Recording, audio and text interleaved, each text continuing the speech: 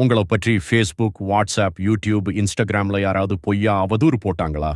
கோபத்தில் ரிப்ளை போடாதீங்க. முதலில் ப்ரூஃப் சேமிங்க, அப்புறம் சட்ட வழியில் ஆக்ஷன் எடுங்க.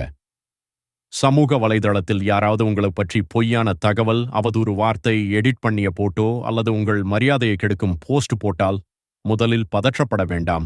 அதே நேரத்தில் உடனே கோபத்தில் கமெண்ட் போடவும் வேண்டாம். ஏனென்றால் உங்கள் ரிப்ளை கூட பின்னால் எவிடன்ஸாக பயன்படுத்தப்படலாம். முதலில் செய்ய வேண்டியது ப்ரூஃப் கலெக்ட் பண்ணுவது. அந்த போஸ்டின் ஸ்கிரீன்ஷாட் எடுங்கள். Profile name, profile link, post link, date, time, comment, share details எல்லாம் சேமித்து வையுங்கள். வீடியோ அல்லது ஸ்டோரி இருந்தால் ஸ்கிரீன் ரெக்கார்டிங் எடுங்கள். வாட்ஸ்அப் மெசேஜ் என்றால் number, profile photo, message time, group name எல்லாம் சேவ் பண்ணுங்கள். அடுத்தது அந்த பிளாட்ஃபார்ம்ல ரிப்போர்ட் ஆப்ஷன் மூலம் ரிப்போர்ட் செய்யுங்கள். Facebook, Instagram, YouTube, X, WhatsApp எல்லாத்திலும் ரிப்போர்ட் அபியூஸ் ஆப்ஷன் இருக்கும். அவதூறு சீரியஸா இருந்தால் உங்கள் பகுதி போலீஸ் ஸ்டேஷன் அல்லது சைபர் கிரைம் போலீஸ்ல கம்ப்ளைண்ட் கொடுக்கலாம். ஆன்லைனாக cybercrime.gov.in போர்ட்டல் மூலமும் கம்ப்ளைண்ட் ஃபைல் செய்யலாம்.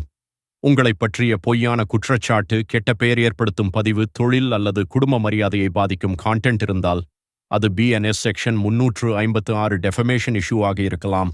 ஆனால் ஒவ்வொரு போஸ்டும் டெஃபமேஷன் ஆகாது. உண்மையான கிரிட்டிசிசம், பப்ளிக் ஒபீனியன் அல்லது ஆதாரத்துடன் சொன்ன குற்றச்சாட்டு வேறு. பொய் தகவல் மூலம் ஒருவரின் ரெப்யூட்டேஷனை கெடுப்பதுதான் முக்கிய பிரச்சனை.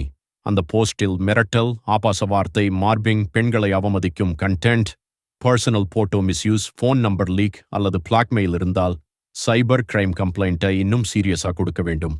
மிக முக்கியம், போஸ்ட் டிலீட் ஆகும் முன் ப்ரூஃப் சேமிக்காமல் விட்டுவிடாதீர்கள். அதேபோல் நீங்களும் அவதூறு வார்த்தையில் பதில் போடாதீர்கள். சரியான evidence plus written complaint plus cyber complaint plus lawyer guidance, இதுதான் பாதுகாப்பான சட்ட வழி. ஆன்லைன்ல யாராவது உங்களை அவதூறு செய்தால் அமைதியா இருங்க, ஆனா சட்டப்படி உறுதியா நிக்கங்க. இது மாதிரி பொதுமக்களுக்கு பயன்படும் சட்ட விழிப்புணர்வு தகவல்களுக்கு சட்டம் நண்பன் யூடியூப் சேனலை சப்ஸ்கிரைப் பண்ணுங்கள்.